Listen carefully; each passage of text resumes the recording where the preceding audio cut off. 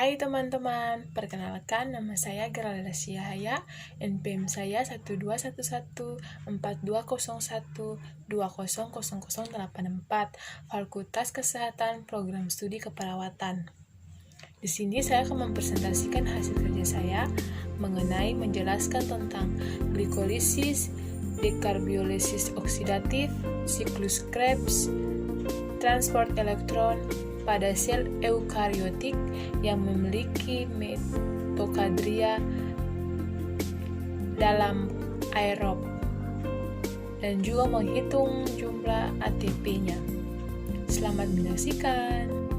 Ya, jadi teman-teman, kita masuk dengan penjelasan pertama mengenai apa itu glikolisis. Glikolisis adalah salah satu proses metabolisme yang paling universal yang kita kenal.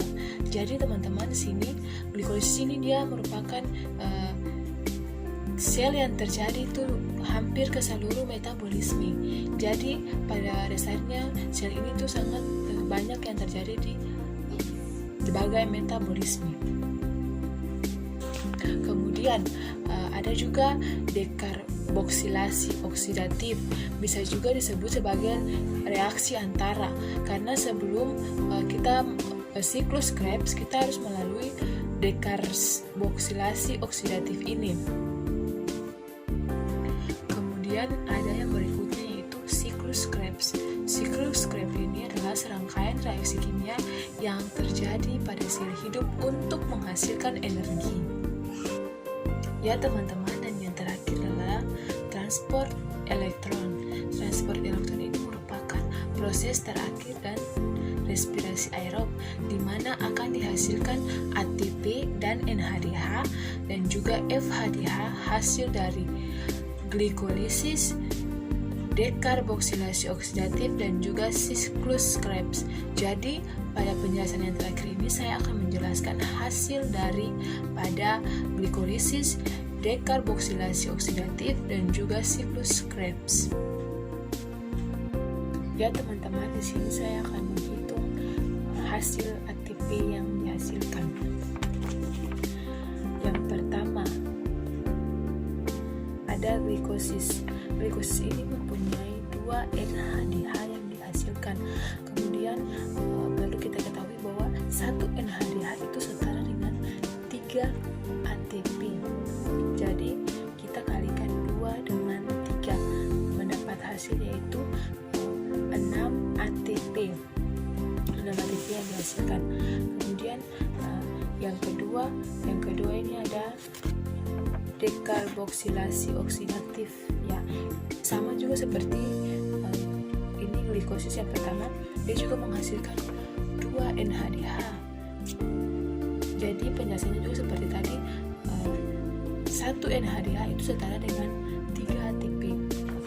Ya, kita juga kali 2 kali 3 sama dengan 6 ATP. Kemudian yang ketiga adalah siklus Krebs. Ini siklus Krebs.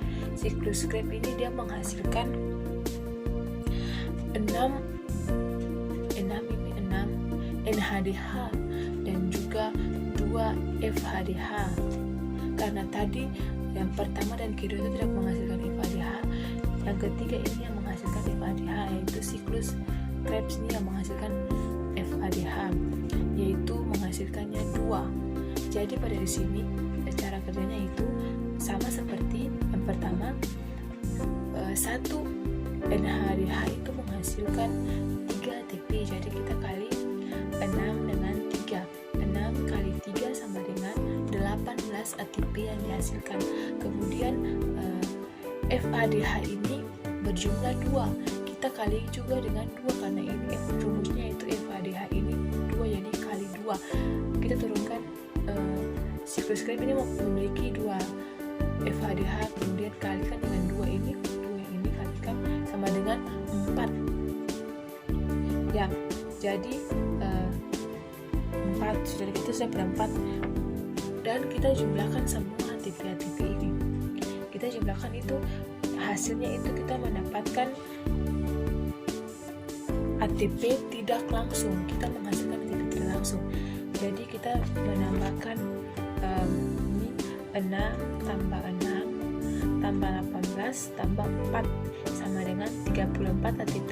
34 ATP ini disebut dengan ATP tidak langsung. Nah, sekarang kita pindah ke ATP yang langsung. ATP yang langsung itu karena yang memiliki ATP itu cuman gliklosis dan juga cytoskelet yang memiliki ATP, yaitu 2 ATP. Jadi siklosis ini punya 2 ATP dan juga cytoskelet ini juga mempunyai 2 ATP. Jadi kita tambahkan saja 2 tambah 2 berarti 4. Jadi kita turunkan tadi ATP yang tidak langsung. 4 ini adalah ATP langsung. Jadi kita akan tambah untuk mencari nilai ATP bersih. Ya, ini teman-teman saya lihat.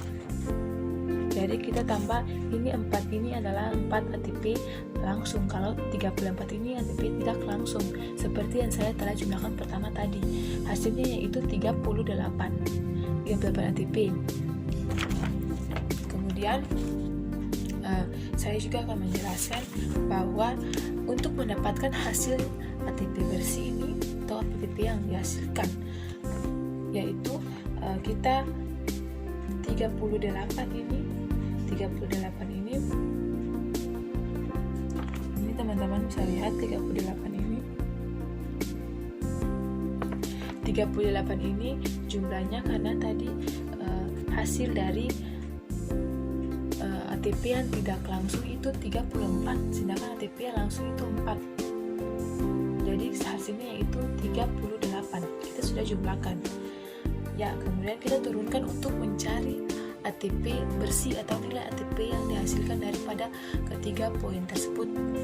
Yang pertama, 38 ini kita kurangi dengan 2. Ini kita sudah masuk pada tahap dimana untuk mencari ATP bersih atau ATP yang dihasilkan seperti yang di soal tadi itu. Kemudian 38 ini kita kurang 2.